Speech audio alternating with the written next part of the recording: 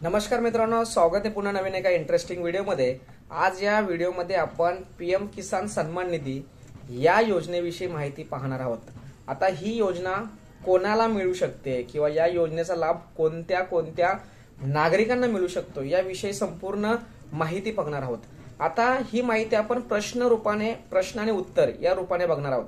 आता काही लोकांना असा प्रश्न पडला असेल की बाबा आमच्या शेजारी लोक आहेत किंवा आमच्या गावातील जी लोक आहेत त्यांना या योजनेचा लाभ मिळतोय पण आम्हाला मिळत नाहीये।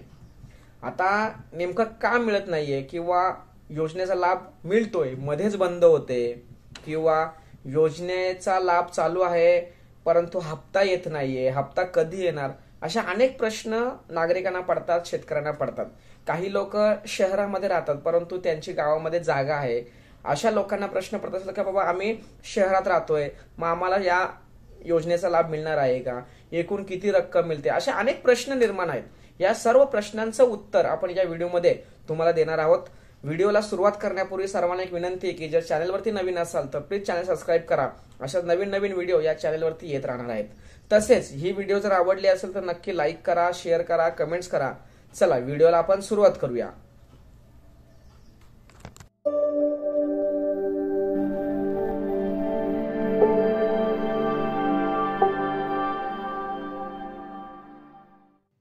निवडक प्रश्न आम्ही काढलेले आहेत।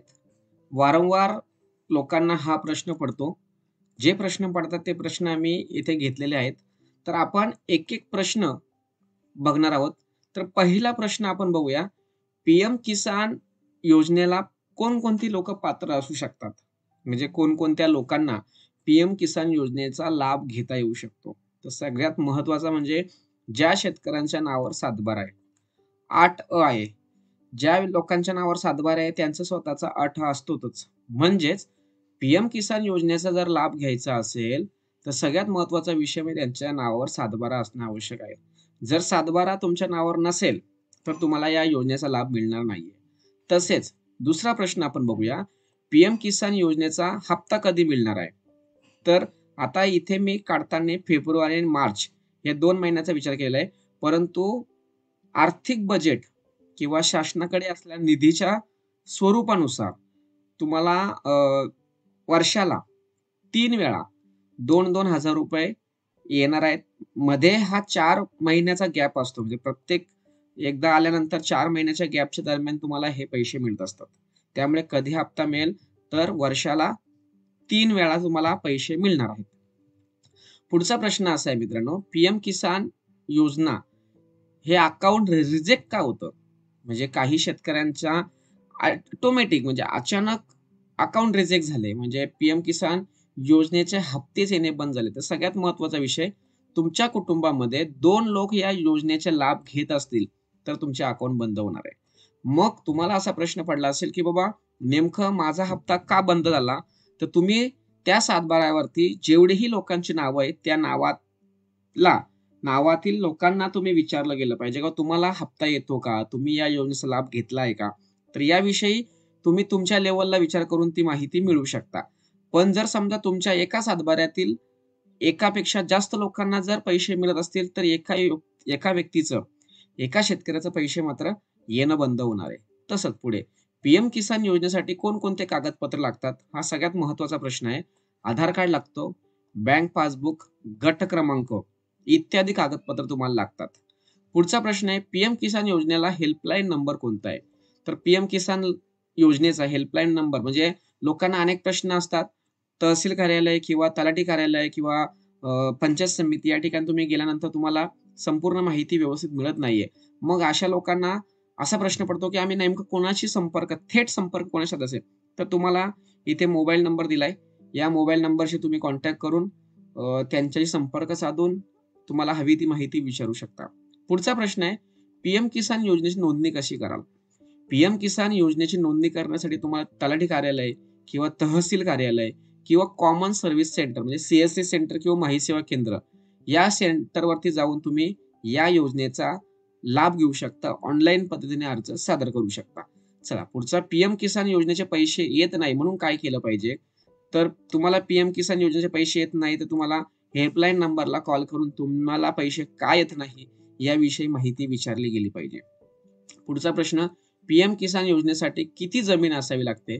तर इथे कोणत्याही प्रकारची मर्यादा तुम्हाला ठेवण्यात आली नाही. जर तुमच्या नावावर सातबारा असेल तर तुम्हाला पीएम किसान योजनेचे पैसे मिळणार, हे खात्रीशीर आहे. पत्नी आणि पती असे दोन्ही जण पीएम किसान योजनेचे लाभ घेऊ शकतील का? तर कुटुंबातील फक्त एकच व्यक्तीला या योजनेचा लाभ घेता येतो. म्हणजे सातबाऱ्यावरती एका व्यक्तीला, तसेच कुटुंबातील लोकांपैकी म्हणजे जे कुटुंब असेल म्हणजे रेशन मधील सुद्धा एका व्यक्तीलाच मात्र पीएम किसान योजनेचा लाभ मिळणार आहे. पीएम किसान योजनेसाठी कोण पात्र होऊ शकत नाही, म्हणजे कोणाला पीएम किसान योजनेचा लाभ मिळणार नाही? तर पहिल्यांदा आपण बघितलेलं आहे की ज्या व्यक्तीच्या नावावर सातबारा नाही त्यांना या योजनेचा लाभ मिळणार नाहीच आहे. परंतु सरकारी कामगार, डॉक्टर, वकील तसेच 10,000 पेक्षा जास्त पेन्शन असणाऱ्या लोकांना या योजनेचा लाभ मिळत नाही. म्हणजे किंवा तुमची स्वतःची आयटी फाईल असेल किंवा तुम्ही दुकानदार असाल, व्यावसायिक असाल, तर तुम्हाला या योजनेचा लाभ मिळत नाही. पुढचा प्रश्न आहे, मला या पीएम किसान योजनेचे पैसे का मिळत नाही? तर कारण तुमच्या नावावरती जमीन नसेल म्हणून. पुढचा प्रश्न आहे, पीएम किसान योजनेचा हप्ता का मिळत नाही? म्हणजे तुम्ही या योजनेचे पात्र आहात, तुम्हाला 1-2 हप्ते आलेत, पण तिसरा हप्ता येत नाही किंवा मध्येच एखादा हप्ता बंद होतो, तर तुमचं महत्वाचं म्हणजे तुमची केवायसी केलेली नसेल, तुमची जमीन पडताळणी झालेली नसेल, या 2-3 गोष्टीमुळे तुम्हाला पैसे मिळणार नाही. पुढचा प्रश्न आहे, शेवटचा प्रश्न, पीएम किसानची तक्रार कुठे करावी? तर फॉर्मर कॉर्नर मध्ये, म्हणजे तुम्ही जेव्हा ऑनलाईन अर्ज करता, त्या ऑनलाईन अर्ज करत असताना तुम्ही फॉर्मल कॉर्नर आहे या ठिकाणी तुम्ही माहिती मिळू शकता किंवा इथे तुम्ही कॉल करू शकता. तसे इथे तुम्हाला हेल्पलाईन नंबर सुद्धा मी दिलेला आहे. तर या हेल्पलाईन नंबरवरती सुद्धा तुम्ही कॉल करून तुम्ही तुमची माहिती विचारू शकता, तुमची अडचणी सॉर्टेड करू शकता. अशा पद्धतीने मित्रांनो, प्रधानमंत्री पीएम किसान योजना किंवा पीएम किसान सन्मान योजना याविषयी तुम्हाला जेवढेही प्रश्न आहेत, या प्रश्नांची उत्तर देण्याचा प्रयत्न केलेला आहे. समजा जर येथे दिलेले जेवढे प्रश्न आहेत त्या प्रश्नांपैकी जर तुम्हाला एखादा प्रश्न समजला नसेल किंवा तुमच्या मनामध्ये एखादा प्रश्न असेल, तर तो प्रश्न तुम्ही डिस्क्रिप्शन बॉक्समध्ये लिहा. त्याचं उत्तर नवीन व्हिडिओमध्ये नक्की आम्ही देण्याचा प्रयत्न करू. जेवढेही जनरल प्रश्न आहेत, म्हणजे सातबारा जर नसेल तर या योजनेचा लाभ मिळणार नाही. केवायसी नसेल तर योजना तुमची स्टॉप होणार आहे. आधार कार्ड, बँकेचा पासबुक आणि सातबारा ही कागदपत्रे इम्पॉर्टंट, हे बेसिक गोष्टी जर तुमच्याकडे असतील, या योजनेचा लाभ मिळणार आहे. कळलं? तर समजा जर तुम्हाला याच्या व्यतिरिक्त आणखी प्रश्न असेल तर नक्की डिस्क्रिप्शन बॉक्समध्ये लिहा, त्याचं उत्तर देण्याचा प्रयत्न असेल. तर मित्रांनो, व्हिडिओ जर तुम्हाला आवडले असेल, तुमच्या उपयुक्त असेल, तुम्हाला पटली असेल, तर नक्की इतरांना शेअर करा.